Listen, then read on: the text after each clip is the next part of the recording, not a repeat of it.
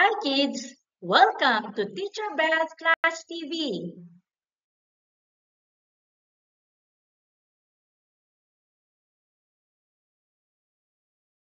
Ngayon ay ating tatalakayin ang paksang Ang Aking Mga Pangarap. Sa araling ito, iyong matutukoy ang mga pangarap ng isang batang katulad mo. Handa ka na ba? Alam mo na ba ang gusto mo sa iyong paglaki? Ano ba ang iyong pangarap sa iyong paglaki? Ano ang nais mong maging? Alam mo ba kung ano ang ibig sabihin ng pangarap? Ang pangarap ay tumutukoy sa nais mong makamit o matupad sa iyong buhay. Maaaring ang pangarap mo ay maging isang guro o di naman kaya ay doktor. Maaari din namang isang pulis o di kaya ay nangangarap kang maging isang piloto o chef. Naiisip mo na ba kung anong nais mo sa iyong paglaki? Mahalaga ang pagkakaroon ng pangarap upang magkaroon ka ng magandang kinabukasan. Dapat magsumikap upang makamit ang iyong pangarap. Halina at samahan ninyo akong kilalanin ang pangarap ng mga batang katulad mo. Pangarap ni na Lester, Lay at Lance na magturo sa mga bata ng pagsusulat, pagbabasa at pagbibilang. Ano kaya ang pangarap nila? Magaling. Pangarap nilang maging isang guro o teacher. Guro, sila ay nagbibigay edukasyon sa mga mag-aaral. Sila ang nagtuturo at gumagabay sa mga mag-aaral sa loob ng paaralan. Pangarap ni na Vince at Venice na pangalagaan ang katahimikan at kapayapaan ng bayan. Ano kaya ang pangarap nila? Magaling. Pangarap nilang maging isang pulis. Pulis, sila ang nangangalaga at nagpapanatili ng katahimikan at kapayapaan sa isang lugar. Sila ang nagtatanggol sa mga tao laban sa mga masasama. Pangarap ni na Patrick at Patricia ang tumulong at gumamot ng mga may sakit. Ano kaya ang pangarap nila? Tama, pangarap nilang maging doktor. Doktor, sila ang nagpapagaling sa mga may sakit. Sinusuri nila ang mga sintomas na nararamdaman ng mga pasyente. Pangarap ni na Ranzel at Paulo ang pangalagaan ang mga may sakit katuwang ng doktor. Ano kaya ang pangarap nila? Tama, nais nilang maging nurse. Nurse, sila ang tagapangalaga ng may sakit. Tumutulong sila sa mga doktor sa pagpapagaling sa mga may sakit. Pangarap ni na Ninya at Ninyo ang pangalagaan ang ngipin ng mga tao. Ano kaya ang pangarap nila? Pangarap nilang maging isang dentista o dentist. Dentista, sila ang tagapangalaga ng ngipin ng mga tao. Sinisiguro nilang malusog ang ngipin ng bawat isa. Pangarap ni na Raver at Christine ang bumuo ng mga bahay, tulay o gusali. Ano kaya ang pangarap nila? Pangarap nilang maging isang inhinyero o engineer. Inhinyero, sila ang nangangasiwa sa paggawa ng bahay, gusali, tulay o kalsada. Sila ang nagsasagawa ng mga pag-aaral sa lupa at lokasyon ng konstruksyon. Pangarap ni Carlo ang magdisenyo o gumuhit ng bahay, gusali o komunidad. Ano kaya ang pangarap niya? Tama, pangarap niyang maging arkitekto o architect. Arkitekto, sila ang nagdidisenyo o gumuguhit sa espasyo ng gusali, bahay o kalsada para sa mga tao. Pangarap nina John at Jane ang maghanda at magluto ng mga masusustansya at masasarap na pagkain. Ano kaya ang pangarap nila? Pangarap nilang maging chef. Chef, sila ang naghahanda at nagluluto ng masasarap na pagkain para sa mga kakain sa kanilang restaurant. Pangarap ni Ken ang makapagpalipad ng eroplano at makarating sa iba't ibang lugar. Ano kaya ang pangarap niya?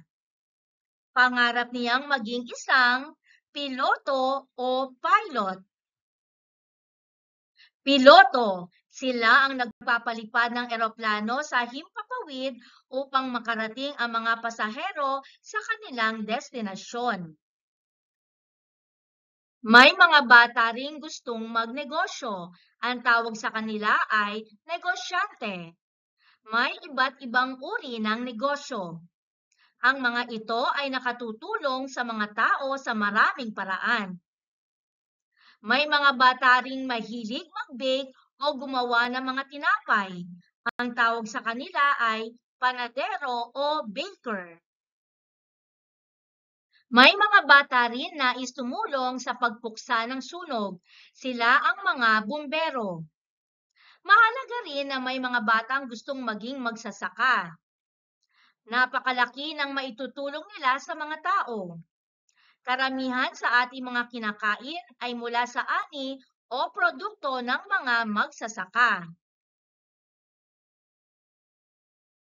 Magkakaiba ang ating mga pangarap.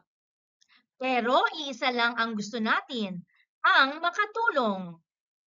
Kaya bata, kung ano man ang pangarap mo, abutin mo ito. Mag-aral kang mabuti. Palaguin ang iyong mga kasanayan. Tandaan mo, ikaw ay natatangi. Ilang taon pa mula ngayon ay matutupad na ang iyong mga pangarap. Pero paano mo ito magagawa? Kailangan mong magsipag at magtiyaga sa pag-aaral. Kailangan mong makinig sa iyong mga magulang at guro. Mahalaga rin ang disiplina para matupad ang iyong mga pinapangarap at ninanais para sa sarili.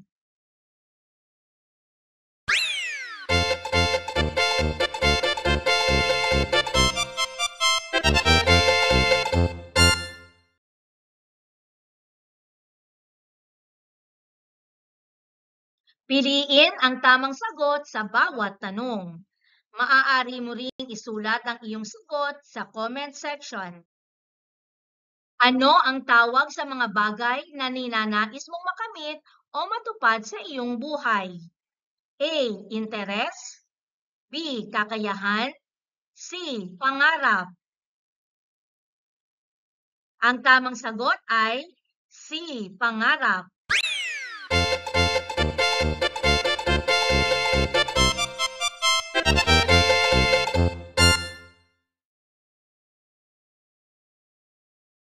Pangarap ni Alvien ang magturo sa mga bata ng pagsusulat, pagbabasa at pagbibilang. Ano ang pangarap ni Alvien? A. Dentista. B. Guro. C. Sundalo.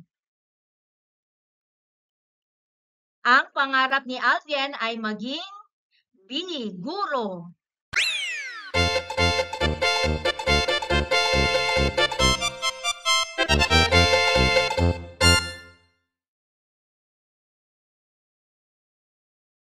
Ito ang pangarap ni Lily, tumulong sa mga batang may sakit.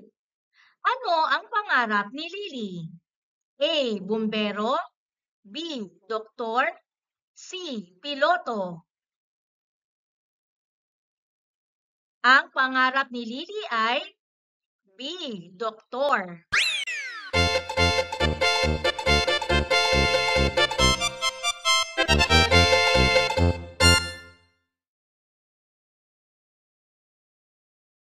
Pangarap ni Joshua ang maging piloto. Ano ang dapat niyang gawin? A. Mag-aral mabuti. B. Laging lumiban sa klase. C. Maging tamad sa pag-aaral. Ang dapat gawin ni Joshua ay A. Mag-aral mabuti.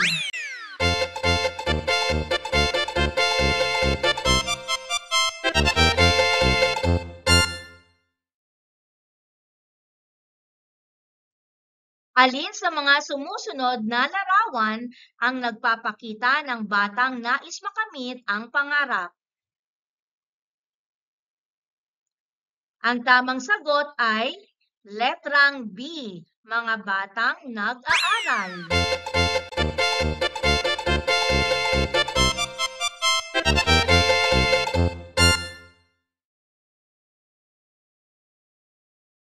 Ano ang mangyayari sa batang may pangarap sa buhay? A. Magiging palaboy. B. Maghihirap sa buhay. C. Makakamit ang kanyang nais sa buhay. Ang tamang sagot ay C. Makakamit ang kanyang nais sa buhay.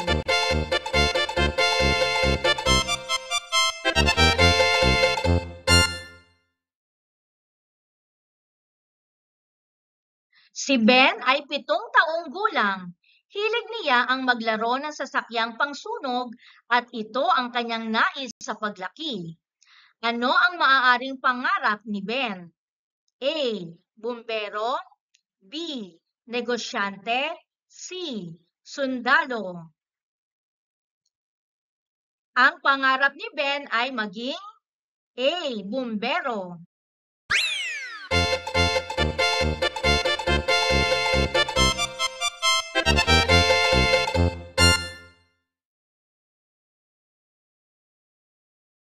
Hilig ni Sab ang gumuhit ng mga bahay at gusali. Ano kaya ang kanyang pangarap? A. Arkitekto. B. Chef. C. Piloto. Ang pangarap ni Sab ay maging arkitekto. Letter A.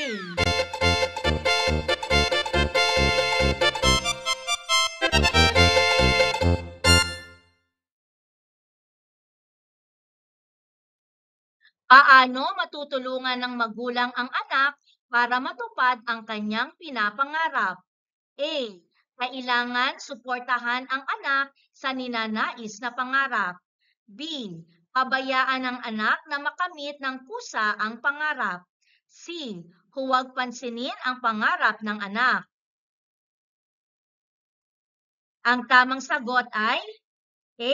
Kailangan suportahan ang anak sa ninanais na pangarap.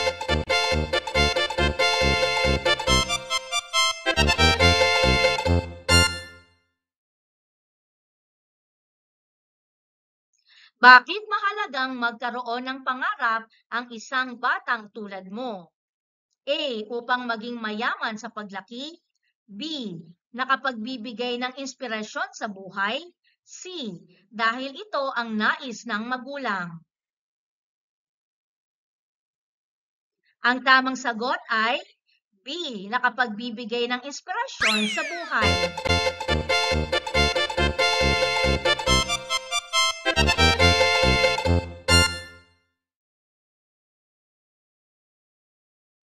Ano ang dapat mong gawin para matupad ang iyong pinapangarap?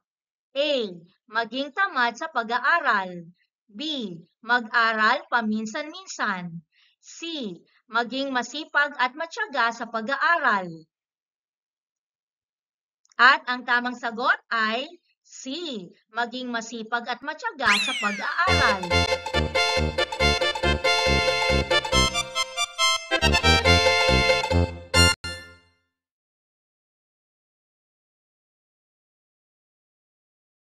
Piliin ang tamang sagot. Maaari mo ring isulat ang iyong sagot sa iyong kwaderno. Nagtatanim ng palay. A. Magsasaka. B. Mananayaw. C. Mangingisda. Letrang A, magsasaka.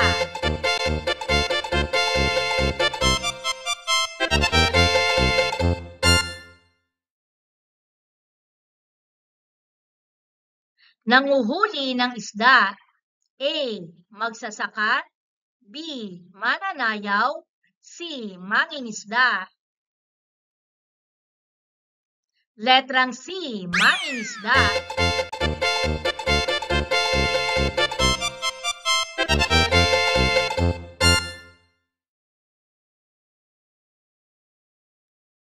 Ginagamot ang may sakit.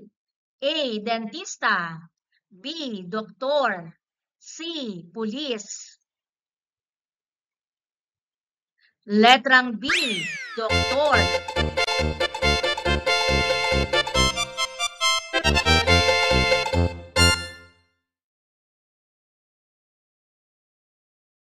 Gumagawa ng tulay at daan.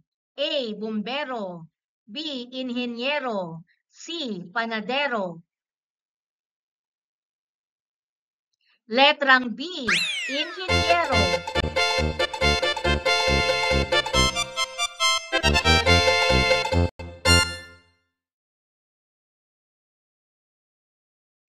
Nagdidisenyo ng mga bahay. A, abogado. B, arkitekto. C, negosyante. Letrang B, arkitekto.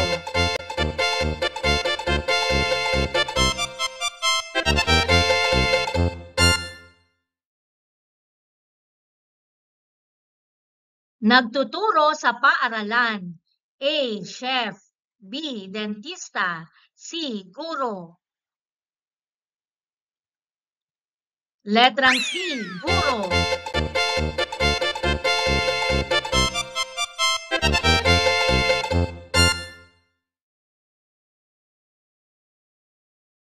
Nagtatanggol ng walang kasalanan. A, abogado. B, negosyante. C, sundalo. Letrang A, abogado.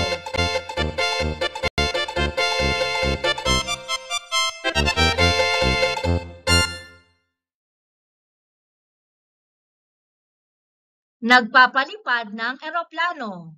A, bumbero. B, piloto. C, pulis. Letrang B, piloto.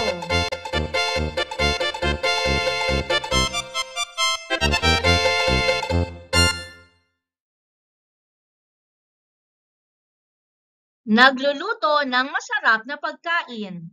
A, chef. B, guro. C, magsasaka. Letrang A, chef.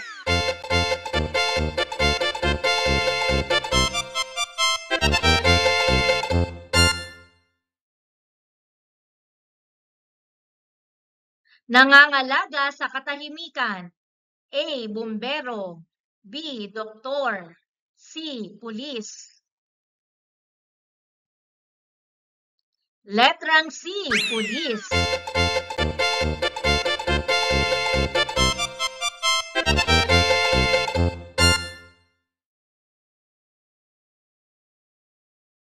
Tumutulong mapula ang sunog. A, bumbero. B, doktor. C, pulis.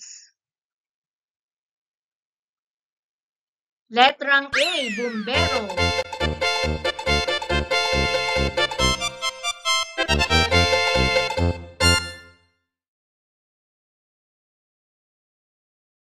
Tumutulong sa doktor. A, chef. B, dentista. C, nurse. Letrang C, nurse.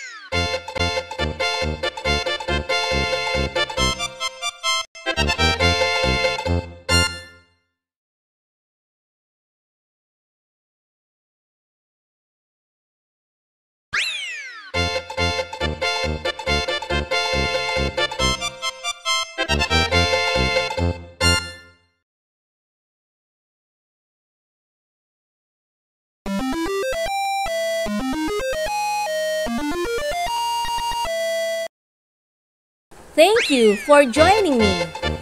Let's learn, play, and grow together. Teacher Beth Class TV.